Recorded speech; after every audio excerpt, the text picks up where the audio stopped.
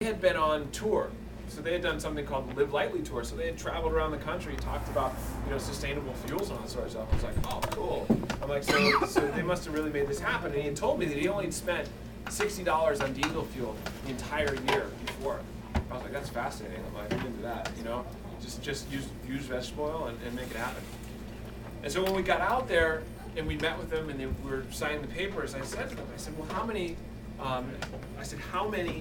talks did you do a month? And he said, about 2. I said, really?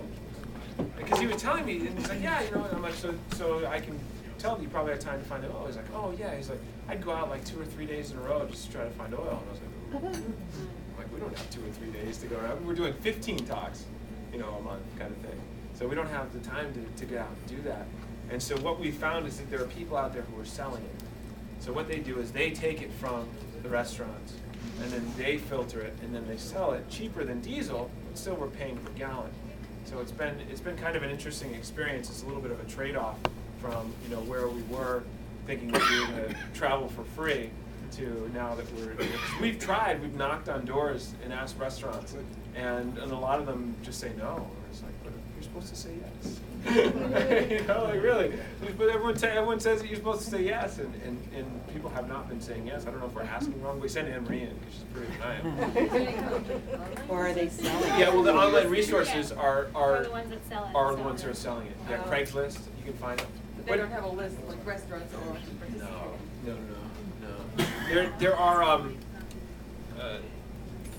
If we were doing it locally, we could build relationships with local people, and we could get it done.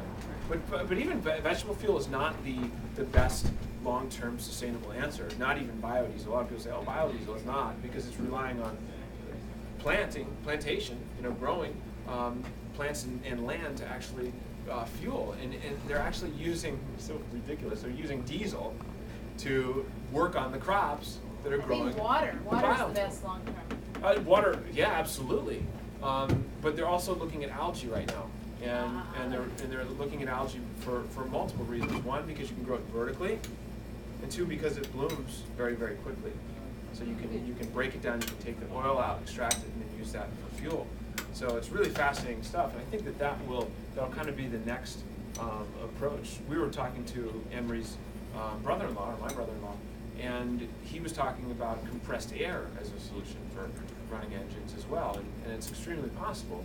I don't know the safety of it, but it is extremely possible. So it's real cool, like moving into the future. And I think of like you guys see Back to the Future, like at the end when Doc comes down and he's like, Marty, I found the answer.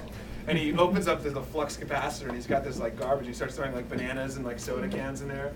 I mean, we're getting closer to that sort of thing, but it's not there yet. It's all in the seed vault in Norway. All the answers. I know. They packed them all in there. I know. With who killed the electric car? And all sorts. I don't know. I mean, that electric car just wasn't stylish enough.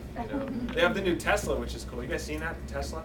That's really cool. It's a sports car. It goes really fast. Really fast electric car.